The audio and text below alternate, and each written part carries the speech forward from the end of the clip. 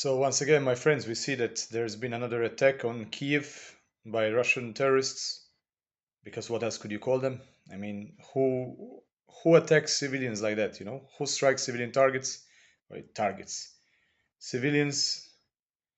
Uh, I'm seeing here. Well, how many have been killed? It's always the same story every day. Ukrainians try to defend with anti-air defense, but yeah, Shaheds and missiles get through. I mean, you can't destroy all of them. So let's see there.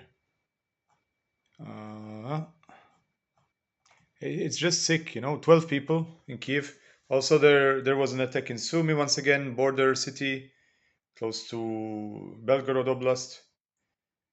Um, Once again, Putin shows that Russia is not interested in peace, and unfortunately, the United States show that they're not able to apply any pressure on Russia. They just try to apply pressure on Ukraine. They try to force Ukraine's hand. They want Ukraine to accept that Crimea is Russia, which it's not. Crimea is Ukraine. It's currently occupied by Russia, but that's Ukrainian territory. Ukraine cannot cede Crimea or other oblasts. That's Ukrainian sovereign Ukrainian territory. And so unfortunately, the United States is trying to force Ukraine into some kind of ceasefire in which they give concessions, but Russia does not. And obviously, the Ukrainians are not about to accept that because, I mean, why would you accept a one sided deal like that? It's not fair. But unfortunately, that's the situation we have now. I'm really praying that the United States will understand. Like, you have Trump, who just doesn't seem to get it. I mean, Russians kill civilians. They attack cities. Cities are not military targets. You saw the disgusting attacks on Sumy a few weeks ago, and now Kiev, Sumy. Always the same story. Kiev Nirin before that. Um, why do I support Ukraine? I mean, look at the facts. Which country is attacking which country's civilians? Which country is attacking which country's cities? Killing people in their homes, destroying whole apartment blocks, apartment buildings, attacking playgrounds, cancer hospitals for kids. I mean, how can you not support Ukraine? How can you not be against Russia? I'm sorry, it's just a reality. Um, I have nothing against the Russian people per se. I'm really against this Russian regime and those who support it because they're supporting cruelty, they're supporting terrorism, they're supporting brutality, and that's not what I want to do. That's not who I want to see myself as. So it's frustrating, you know, to read the news and try to get the unbiased news, from both sides. But you see that it's the Russians that are attacking civilians, murdering civilians, children. I mean, how can anybody support that? I don't understand. And I really, really hope that number one, Europe steps up its support towards Ukraine, and for Christ's sake, United States, please, like Donald Trump, Steve Witkoff, Marco Rubio, Keith Kellogg. I mean, some of them know the truth, but they they're afraid to tell it to Trump because they want to keep their job, their position. I mean, you've got to stand up for what's true,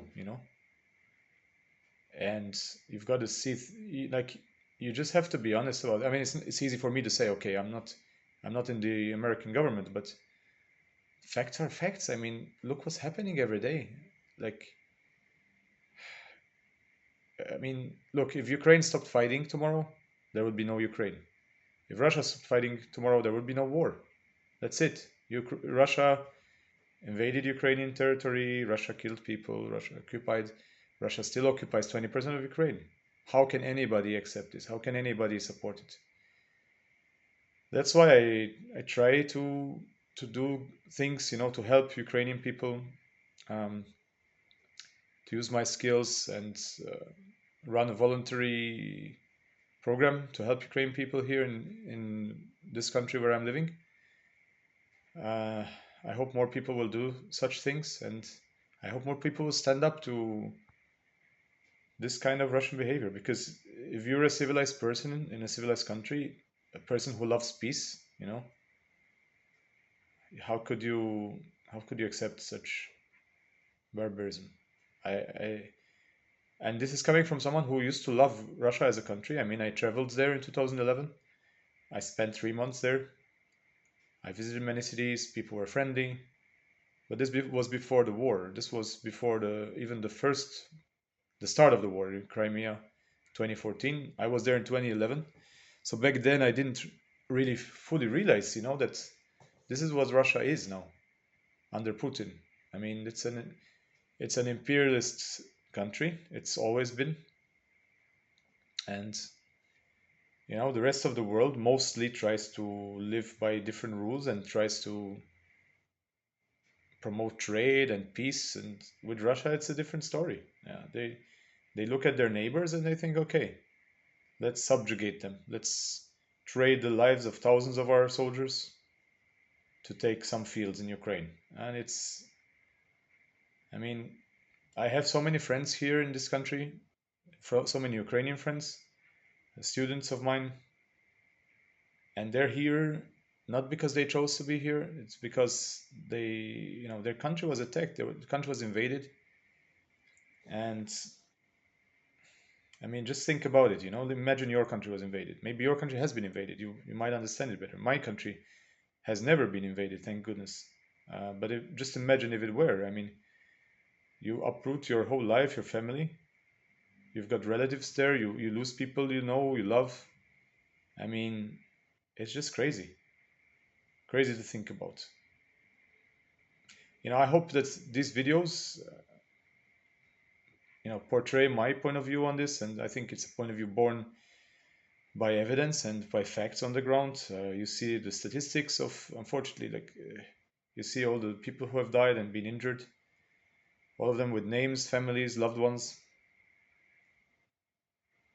and you think to yourself, how has it come to this? Two Slavic nations with some amount of shared history, of Soviet Union, before that Kiev and Rus. Actually, Ukraine being the older country. Kiev was a city before Moscow. It's so painful to see, like it's such a shame to see this kind of thing, but it's a reality. So wherever you are, keep supporting Ukraine, or if you're not supporting Ukraine, consider doing that. Hopefully, we see the end to this war, but it must be a just end, a just end that takes into consideration the fact that the aggressor is Russia, and the fact that Russia has committed serious war crimes. Serious war crimes. They've killed thousands of people. Well, let's see what the future brings. My great hope is that the United States and other Western countries wake up. Like most European countries realize what's happening. But we need to do more. We need to support more. I'm happy that the German government is considering sending the Taurus missiles.